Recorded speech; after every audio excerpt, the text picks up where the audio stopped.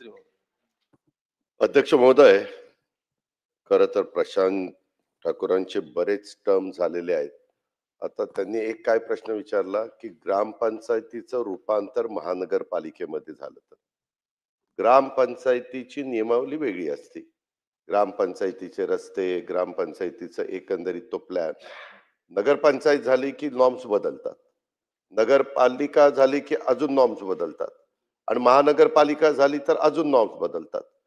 हे आपल्याला सगळ्यांना माहिती आहे. त्याच्यामध्ये रस्ते आपण मोठे टाकतो, त्याच्यामध्ये वेगवेगळ्या प्रकारचे आरक्षण टाकतो, त्याच्यामध्ये नागरीकरण मोठ्या प्रमाणावर होत असताना कुठल्याही प्रकारची असुविधा तिथं राहू नये. दफनभूमी असेल, स्मशानभूमी असेल, क्रीडांगण असेल, तुमचं उद्यान असेल, इकॉनॉमी विकर सेक्शनच्या करता घरं असतील, अशा अनेक गोष्टी आपण त्याच्यामध्ये टाकत असतो. त्याच्यामुळं सभागृहांनी एक गोष्ट लक्षात घ्यावी, ग्रामपंचायत असताना ठराव झाला, नंतर त्याची महानगरपालिका झाली म्हणून तेच कंटिन्यू महानगरपालिकेत होईल असं अजिबात होत नाही. हे पहिल्यांदा सगळ्यांनी ध्यानामध्ये घेतलं पाहिजे.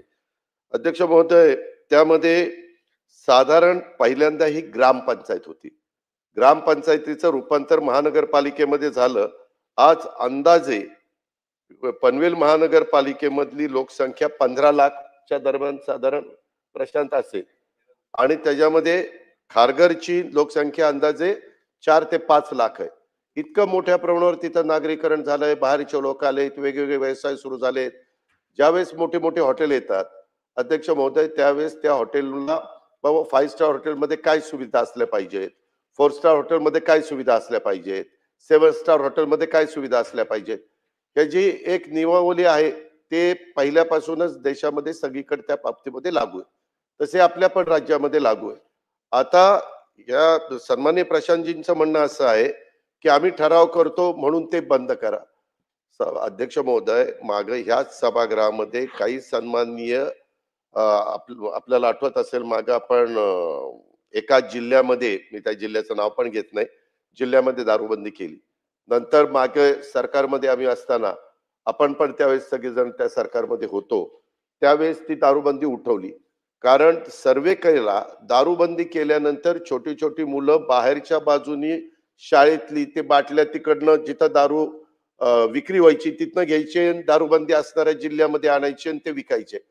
त्याच्यातनं एक सर्वे असा पुढे आला की याच्यातनं मुलांनाच एक वेगळ्या प्रकारचा व्यवसाय मिळाला आणि मुलं त्याच्यातनं पैसे कमवायला लागली, आणि म्हणून आपण ती दारूबंदी उठवली. दारूबंदी, आणि काहींनी तर तिथं आमदार खासदार आम्हाला निवडून द्या, आम्ही निवडून आल्यावर आम्ही दारूबंदी उठू, आणि ते खासदार झाले, आमदार झाली. ही वस्तुस्थिती आहे आपल्या महाराष्ट्रामध्ये. पण त्या खोलात मी जात नाही. आता प्रशांतजी ठाकूर साहेबांचं म्हणणं, त्यांनी अनेकदा ही लक्षवेधी आणली. यांनी आता जे काही मुद्दे उपस्थित केले, बाबा एक तिथं विदेशी मद्य किरकोळ विक्री शॉप आहे. मला सभागृहाला एक गोष्ट सांगायची की 1900 जवळपास 72 पासून आपण कधी पण नवीन दुकानं महाराष्ट्रामध्ये दिलेली नाही. पण साधारण बाकीच्या राज्यांमध्ये, उत्तर प्रदेशमध्ये तर दरवर्षी 3% दुकानं जास्तीची देत राहतात. आपण त्याच्यामध्ये कुठल्याही प्रकारे बदल करत नाही.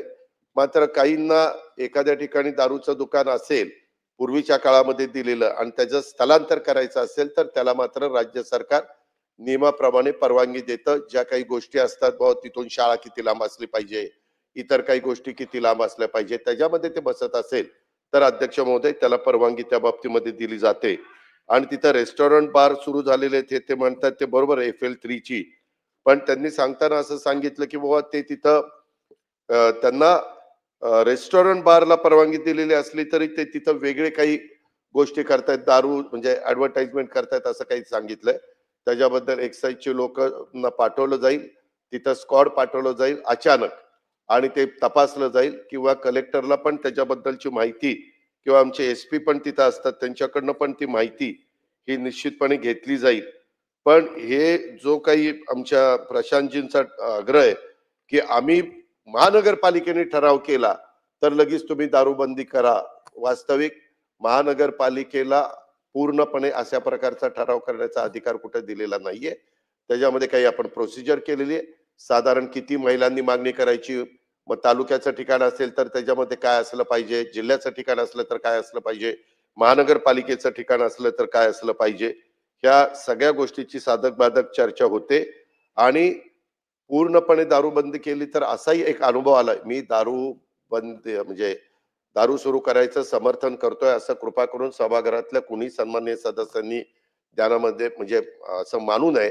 पण दारूबंदी एखाद्या भागात पूर्ण असली, आज देशामध्ये पण काही काही राज्यामध्ये दारूबंदी आहे, परंतु तिथून वेगळ्या मार्गाने एवढी मोठ्या प्रमाणावर दारू पुरवली जाते, हातभट्ट्या तिथं वाढल्या जातात, मग त्याच्यातनं वेगवेगळे प्रकार होतात, त्याच्यातून कधी कधी मनुष्यहानी त्या बाबतीमध्ये होती.